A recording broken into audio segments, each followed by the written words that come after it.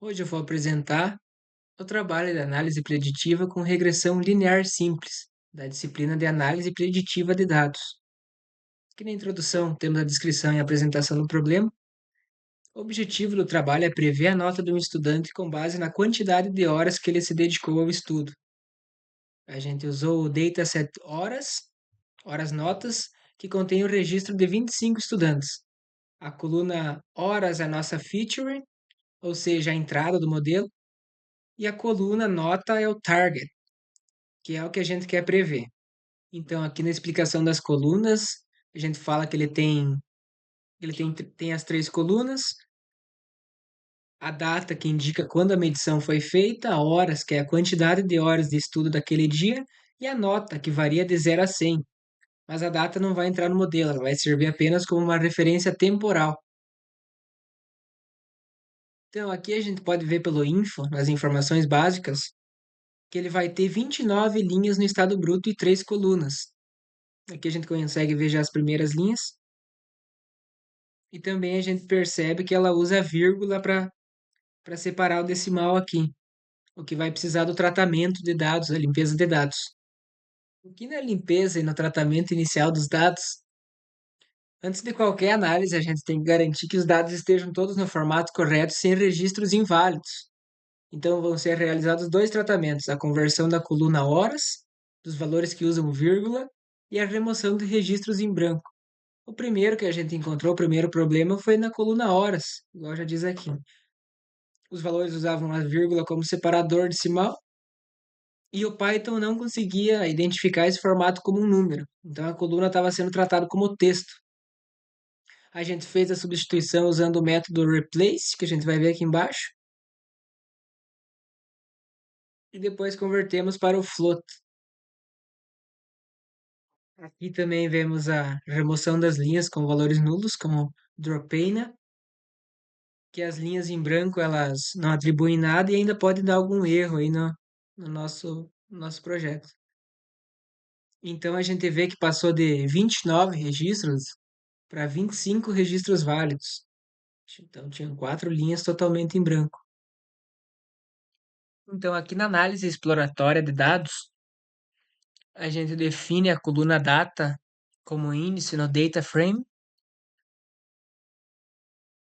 e a gente vê que o método describe nos dá um resumo estatístico das variáveis numéricas.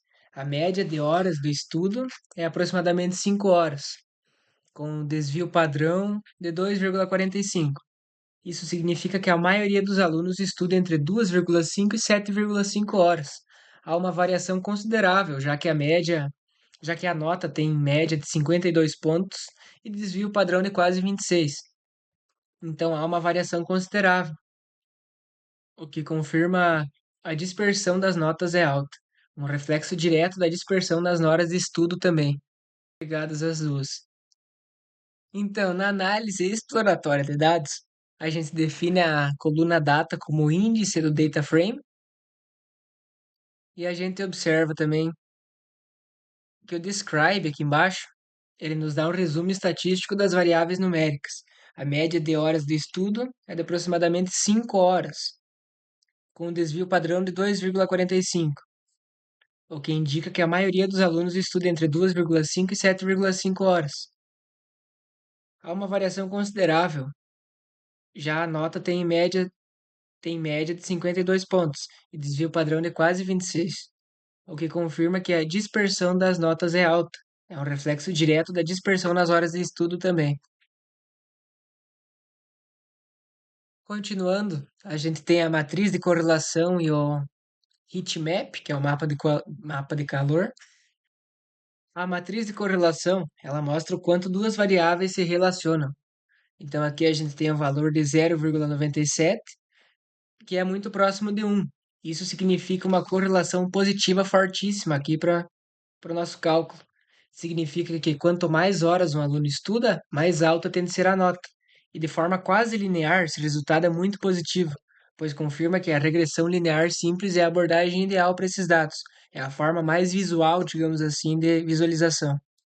Aqui vocês podem ver o heatmap.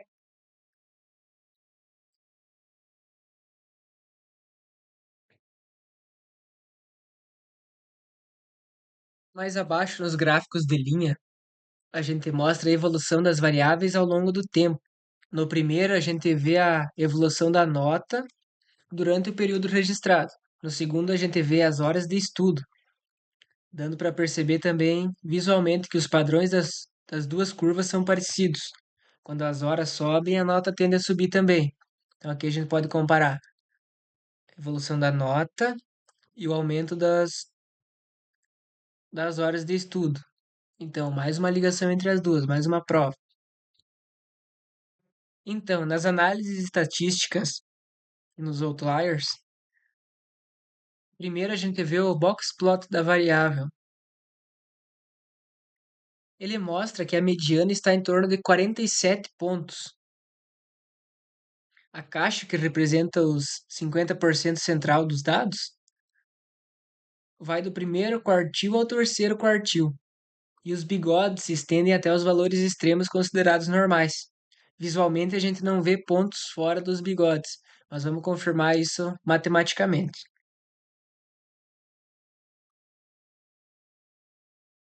Sil. Então, para a gente analisar, para a gente identificar outliers, a gente usa a diferença interquartil do IQR. Ele é calculado subtraindo o primeiro quartil do terceiro quartil. Com esse valor, a gente define dois limites. O inferior, que é Q1 menos 1,5 vezes o IQR, e o superior, que é o Q3 mais 1,5 vezes o IQR. Qualquer nota abaixo do limite inferior ou acima do superior seria considerado um outlier. No nosso dataset, não teve nenhum fora do padrão, então não temos nenhum outlier. Então, aqui na distribuição de frequências, primeiro a gente tem um histograma da variável e ele mostra como as notas estão distribuídas. Cada barra representa quantos alunos obtiveram nota dentro daquela faixa. A curva por cima, ela suaviza a distribuição. A gente percebe uma leve concentração das notas mais baixas e nas mais altas, com menos alunos no meio. Isso faz sentido, dado que as horas de estudo também variam bastante entre os estudantes.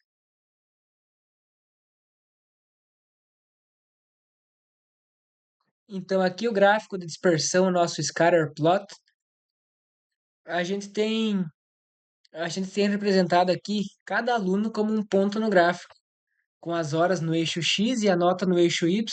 A linha de tendência mostra claramente os pontos que seguem por um padrão linear ascendente. Quanto mais à direita o ponto, mais horas o aluno estudou. Quanto mais alto, maior foi a nota. Isso confirma visualmente a correlação que a gente calculou. Então, o Perplot ele gera automaticamente gráficos de dispersão para todos os pares de variáveis. Na diagonal principal, temos a distribuição de cada variável individualmente, com um histograma suavizado. Nos outros quadrantes, a gente tem um scatter entre os pares, com apenas variáveis numéricas. O resultado é simples, mas já confirma tudo que a gente já analisou.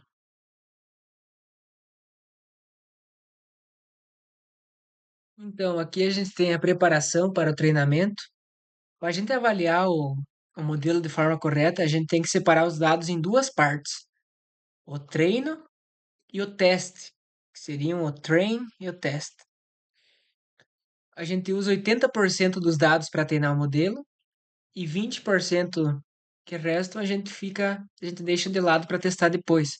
Isso é importante porque se a gente avaliássemos o modelo com os mesmos dados usados no treino, eles seriam artificialmente bons resultados.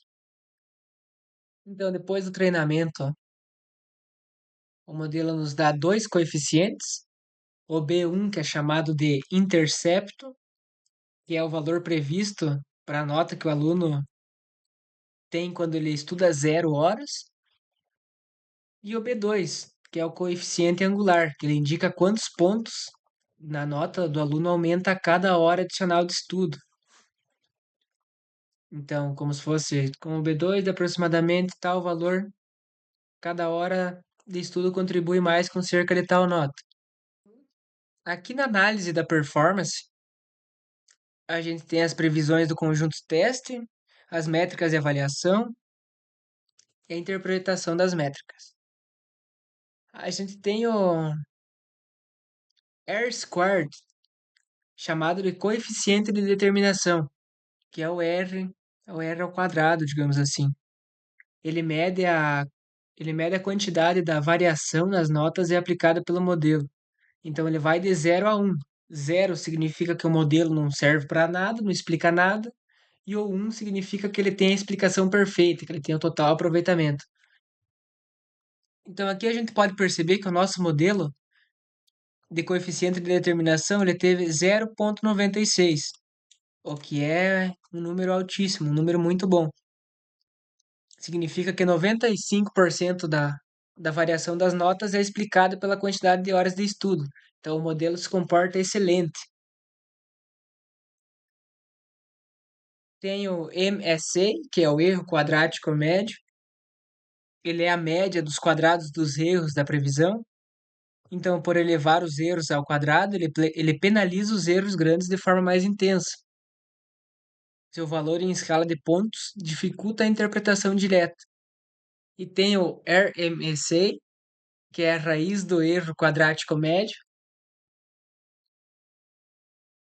Ela, ela traz o erro para a mesma escala da variável original, em forma de pontos.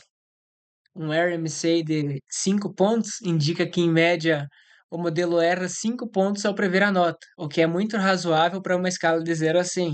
Então, considerando a escala de 0 a 100, um RMSA de 5 pontos é um bom número.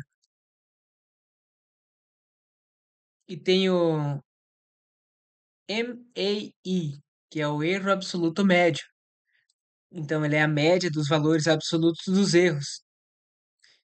Ele é mais robusto a outliers do que o RMSA, e o valor dele em 4 pontos reforça o bom desempenho do nosso modelo. Aqui a gente tem um pequeno gráfico da regressão linear simples, representando a reta de regressão, o teste e o treino, comparando os dois. Então, aqui na etapa das predições, a gente tem primeiro as predições no conjunto de treino, que a gente compara a nota real com a nota que o modelo previu para cada aluno. A coluna de erro mostra a diferença entre as duas notas. A gente pode ver que os erros, né, são relativamente pequenos em todos os casos, o que confirma o bom desempenho medido antes. O modelo acerta bem tanto os dados de treino quanto os dados de teste, o que indica que ele generalizou bem e não apenas memorizou os dados do treino. Que a gente pode ver que a maior diferença é 10 pontos, um pouquinho mais de 10 pontos. Nada além disso, que de 0 a 100 é bem aceitável. Então aqui a gente testou com os valores que não existem no cenário, que no caso é 0,5, 4, 6, 10 e 12 horas.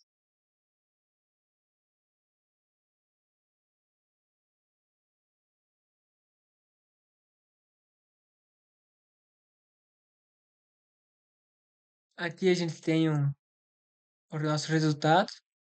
Você estuda 4 horas, a tua nota prevista é de 41, 6 horas de 60, aí 10 horas já tem uma grande diferença, que é você tirar 99 e 12 horas 100. Uma análise das previsões é que faz sentido, todas coerentes.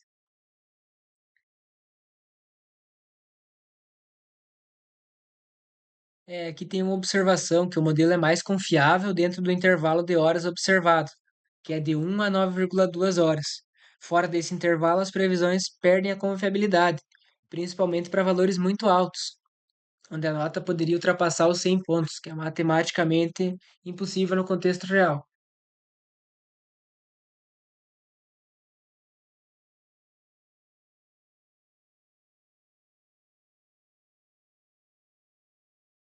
Então, aqui na conclusão, a gente tem mais alguns tópicos, reforçando que a gente implementou com sucesso uma análise preditiva completa com a regressão linear simples. Aqui tem alguns pontos sugerindo a alta correlação, que é a alta correlação de 0,97 entre os estudos e a nota. indicando a relação linear muito forte, indicando também que o modelo foi muito bem ajustado com o resultado obtido do teste aqui, 0,95. Os erros pequenos, em torno de 4 e 6, são excelentes para uma escala de 0 a 100 também. Limitação da extrapolação. Aqui é aquele detalhezinho sobre, sobre esse intervalo aqui de 1 a 9,2 horas. E a aplicabilidade também cita que o modelo pode ser usado de forma confiável para prever notas de alunos com perfis de estudo semelhantes aos do Dataset, auxiliando professores, coordenadores na identificação de alunos em risco. E era isso. Muito obrigado.